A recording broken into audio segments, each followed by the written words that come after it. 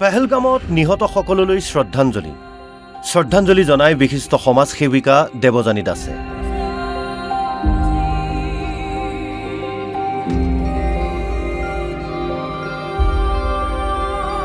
পেহেলগামৰ সেই নাৰকীয় ঘটনাই আজিও শিহৰিত কৰি ৰাখিছে প্ৰতিগৰাকী ভাৰতীয়ক।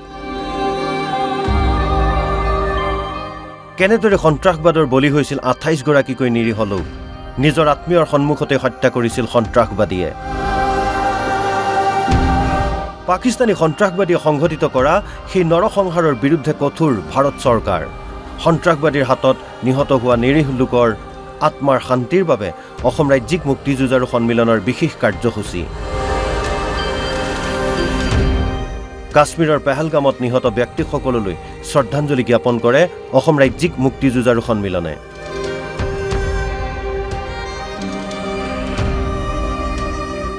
মুক্তি যুঁজাৰু সন্মিলনৰ সভাপতি পুনেশ্বৰ দুৱৰাৰ উপস্থিতিত বিশিষ্ট সমাজসেৱিকা দেৱযানী দাসে শ্ৰদ্ধাঞ্জলি জনায় নিহত ব্যক্তিসকলক।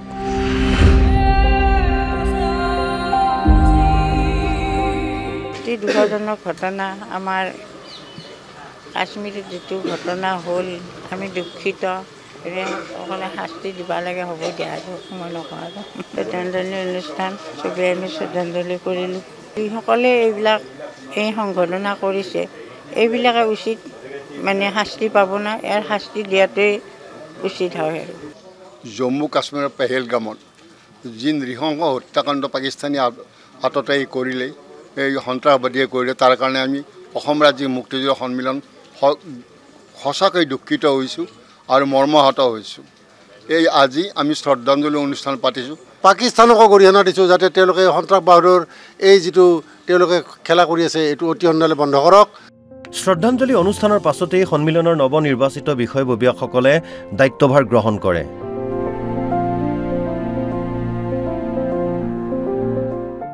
এনবি নিউজৰ স্বত্বাধিকাৰী নৃপেন দাসৰ মাতৃ তথা বিশিষ্ট সমাজসেৱিকা দেৱযানী দাস অসম ৰাজ্যিক মুক্তি যুঁজাৰু সন্মিলনৰ নৱনিৰ্বাচিত উপসভাপতি। দায়িত্বভাৰ গ্ৰহণৰ পূৰ্বে প্ৰতিগৰাকী প্ৰাৰ্থীক পাঠ কৰোৱা হয় শপত বাক্য। নতুন বিষয়ববীয়াসকলৰ উপস্থিতিত পুৰণি কমিটিয়ে কৰি যোৱা কাম কাজৰ খতিয়ান আৰু আগন্তুক সময়ত কৰিবলগীয়া কামসমূহৰ বিষয়ে আলোচনা কৰা হয়। ইপিনে এই অনুষ্ঠানতেই মুখ্যমন্ত্ৰী ডক্টৰ হিমন্ত বিশ্ব শৰ্মাই মুক্তি যুঁজাৰুসকললৈ প্ৰেৰণ কৰা বিহুৱানসমূহো প্ৰদান কৰা হয়।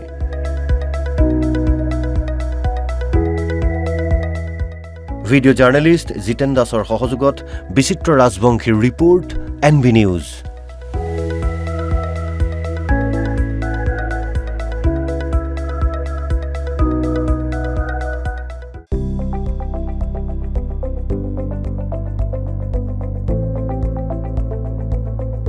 এনবি নিউজ, সহজ সৰল ভাষাত নৱভাৰতৰ কথা।